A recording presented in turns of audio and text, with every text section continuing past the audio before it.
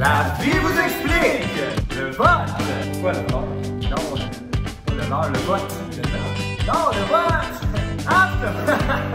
Avant de parler du vote, il faut savoir pour qui et pourquoi on vote. Parce que si tu sais pas ni pour qui ni pourquoi tu votes, c'est comme... passer la balayeuse sur une plage. Ah, aucun sens. Comme le débat des chefs!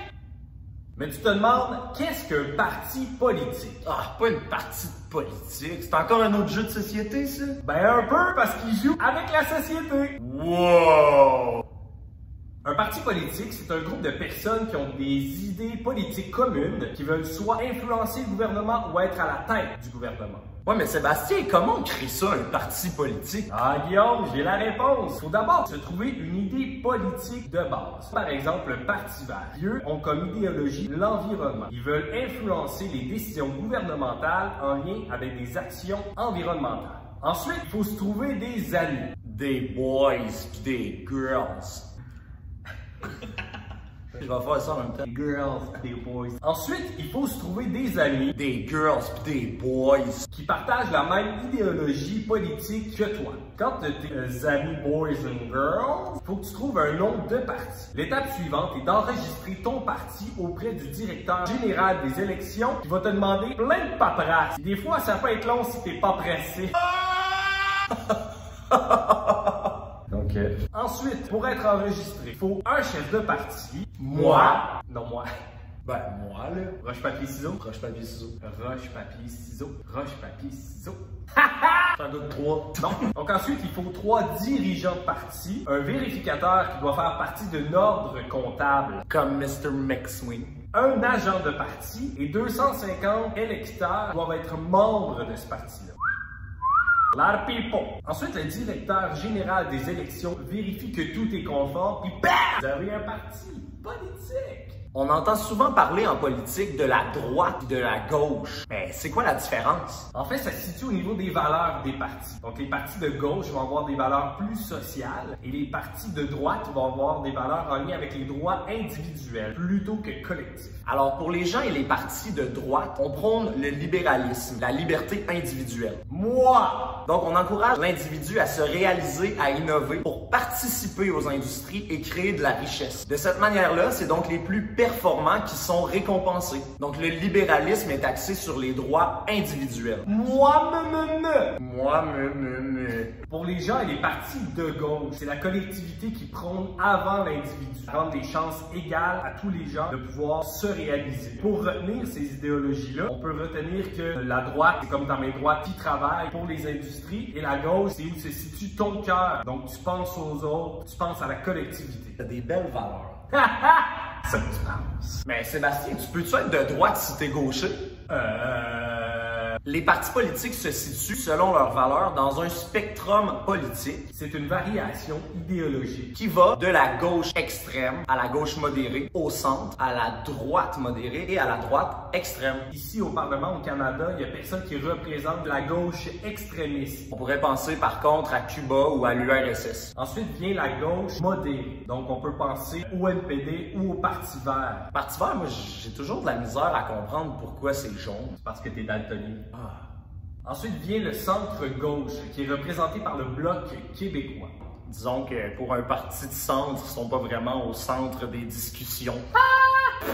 On traverse le côté du centre pour aller au centre droit, représenté par le Parti libéral du Canada. Présentement, c'est eux qui sont au pouvoir, dirigés par Justin Trudeau, le fils de Pierre Elliott Trudeau, alias Pet.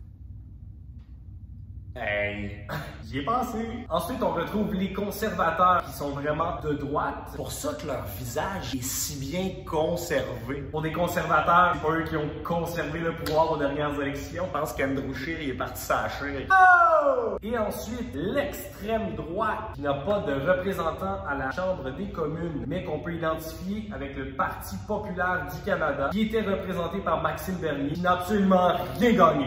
Excusez Maxime. Donc voici les étapes d'une élection. Yahoo! Étape 1, la dissolution du Parlement. Tous ceux qui sont au Parlement perdent leur siège. Hey, j'ai pensé à la joke, on devrait tasser nos chaises, perdre leur siège, on tombe à terre. Non?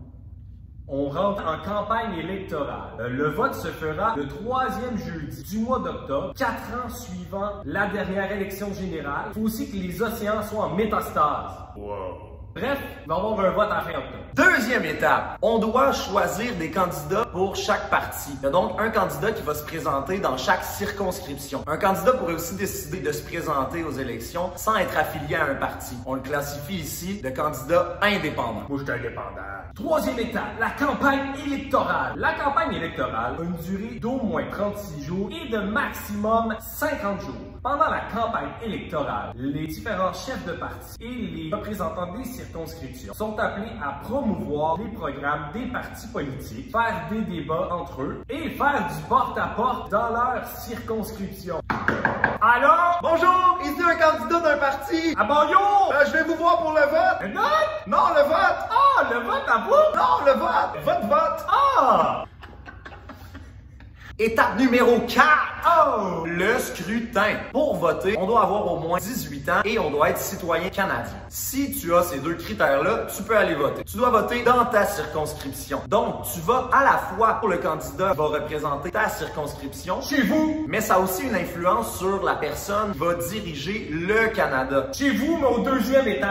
Fait intéressant. Il y a 338 circonscriptions au Canada, tandis que pour les élections du Québec, il y a 125 circonscriptions. Ça fait beaucoup! Oui, Sébastien. Mais là, notre vote? Votre vote. Ben, notre vote, comment on fait pour aller voter? Ah, c'est simple. C'est simple. Tu vas recevoir par la poste une lettre qui va te permettre d'aller voter. Tu peux soit aller voter le jour même du vote ou une semaine avant, ce qu'on appelle le vote par anticipation.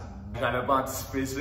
Tu peux aussi choisir d'annuler ton vote en te présentant sur place. En arrivant là-bas, tu donnes ton petit papier, tu donnes un autre petit papier. Tu t'en vas cocher ton petit papier. Faut que ça soit clair. Tu donnes ton petit papier dans la boîte. Eux autres, ils prennent la boîte pleine de petits papiers. Ils s'en vont compter tous les petits papiers. Des petits papiers?